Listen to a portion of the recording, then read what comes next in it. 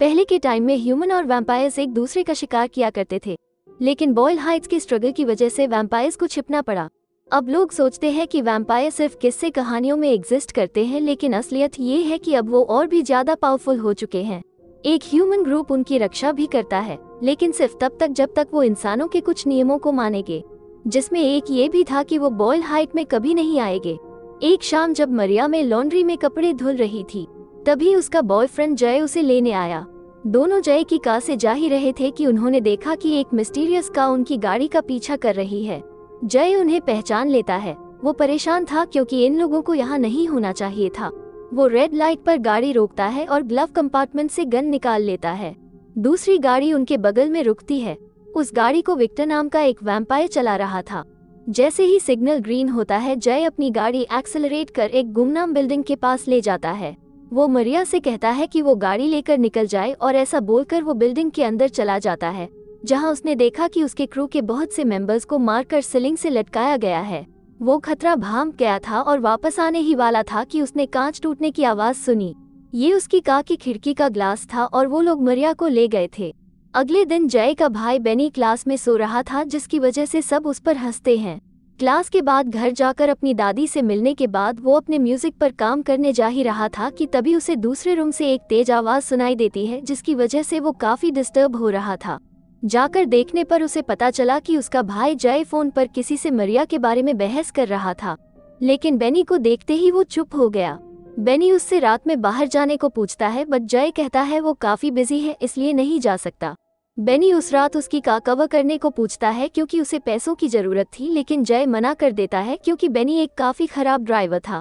लेकिन कुछ देर बाद जय उसे इजाजत दे देता है, लेकिन कुछ शर्तों पर, जैसे बेनी को सूट पहनना होगा और प्रिटेंड करना होगा कि वो बेनी नहीं जय है, क्योंकि रजिस्ट्रेशन और लाइसेंस जय के नाम पर ही था। सारे रूल्स बताने के बाद जय की का बटन प्रेस कर उसे कार स्टार्ट करके दिखाता भी है। रात में बेनी कार लेकर बेवरली हिल्स जाता है और रास्ते में ब्लेयर और जोई नाम की 2 औरतों को पिक करता है। ये औरतें उसे 5 एड्रेस देती हैं जहां उन्हें एक एक करके जाना था। रास्ते में वो औरतें उससे कुछ अजीबोगरीब सवाल करती हैं। जब वो पहले एड्रेस पर पहुंचते हैं तो बेनी देखता है उन्हें एक स्पेशल बटन स्कैन करके एंट्री मिलती है।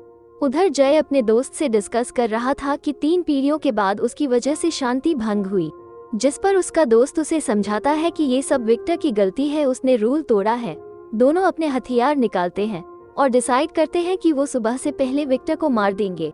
इधर बेनी कार में सो रहा था कि एक चीख से उसकी आंख खुल गई।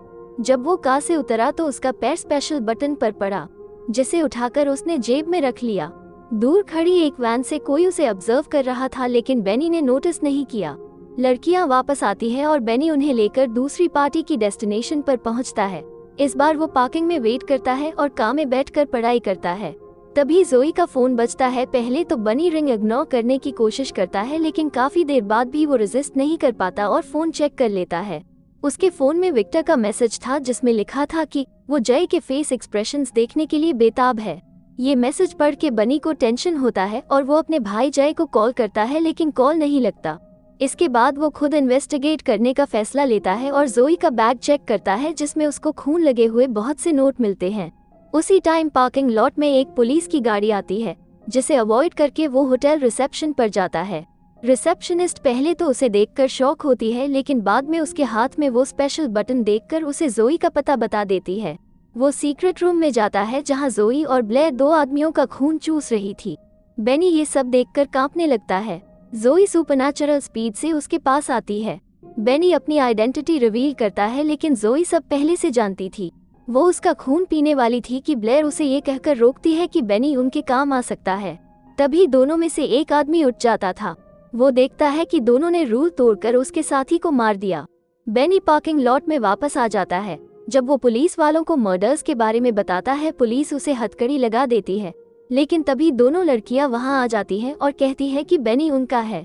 वैसे तो कॉप्स को वैम्पायर सोसाइटी और रूल्स के बारे में पता था, लेकिन लड़कियों ने कहा बेनी ने जो भी देखा उसे समझने में भूल हुई है। बेनी हेल्प के लिए किसी को मैसेज करने की कोशिश करता है, लेकिन जोई फोन छीनकर तोड़ देती है। रेड लाइट पर बेनी दोबारा भागने की कोशिश करता है, लेकिन जोई फिर से अपनी स्पीड का यूज करके उसे पकड़ लेती है। इधर विक्टर अपने घर में एक टैप से ब्लड निकाल कर पी रहा था। ये टैप एक ग्लास केज से कनेक्टेड था जिसमें बहुत सारे इंसानों को बंद करके रखा गया था। इनके साथ सेल्फी लेने के बाद विक्टर अपने बॉस के घर जाता है, जहां उसे ईवा और ग्रेस, 2 वैम्पायर मिलती है जो उसे रूल्स तोड़ने के लिए डांटती हैं। वो बताता है कि वो मिडलमैन बनकर थक गया है और इस समझौते की वजह से उसके पास ना फ्रीडम है ना पावर। इसीलिए उसने अपनी टीम की 2 लड़कियों को भेजकर सभी वैम्पायर बॉस को मरवाने का फैसला लिया और अब ईवा और ग्रेस उसकी लिस्ट में लास्ट हैं। उधर ब्लेयर बेनी को बताती है कि जोई विक्टर की गर्लफ्रेंड है और वो ये सब क्यों कर रहे हैं। जय उस क्रू का लीडर है जो बॉयल हाइट को प्रोटेक्ट करते हैं और वो जानता है कि वैम्पायर्स को कैसे मारा जाता है, इसलिए विक्टर उसका यूज करके वैम्पायर बॉसेस को मरवाना चाहता है। उनका प्लान था कि वो जय को हायर करके लास्ट में विक्टर के घर लेकर जाएंगे, लेकिन जय की जगह बेनी आ गया। जोई विक्टर के साथ फोन कॉल पर थी। विक्टर उसे बताता है कि उसने ग्रेस और ईवा को मार दिया है। जोई उसे बताती है कि उन्हें गलत ड्राइवर मिल गया है। विक्टर कहता है कि वो बेनी को इंश्योरेंस के तौर पर संभाल कर रखे। इधर जय और उसका क्रू एक बॉस जियो के पास जाता है क्योंकि उसी ने विक्टर को बनाया था और बता सकता था कि विक्टर कहाँ है। उसका मैंशन वैम्पायर डेड बॉडीज से भरा हुआ था, सिर्फ जियो ही जिंदा बचा था। जियो जय को विक्टर का प्लान बनाता है। वो उसे विक्टर की नेक्स्ट लोकेशन भी बताता है, लेकिन उसके बाद वो उसे बाइट करने की कोशिश करता है। जवाब में जय गोली चलाता है। बेनी और दोनों लड़कियां स्नैक्स लेने के लिए कन्वीनियंस स्टोर जाते हैं। बेनी जोई को बताता है कि वो ब्लेयर से अट्रैक्टेड है। इसके बाद वो नेक्स्ट लोकेशन पर जाते हैं जो कि एक्सक्लूसिव बार था। लड़कियों की वजह से बेनी को बाकी लोगों की तरह लाइन में वेट नहीं करना पड़ता। वहाँ बेनी के क्लासमेट भी थे जो उन्हें भी स्पेशल एंट्री दिलाने को कहते हैं, जिस पर बेनी कहता है वो ऐसा नहीं कर सकता। उसके फ्रेंड्स उसका मजाक उड़ा रहे थे कि वो शायद किसी का सर्वेंट है, इसलिए वो अपने फ्रेंड्स को एंट्री नहीं दिला सकता।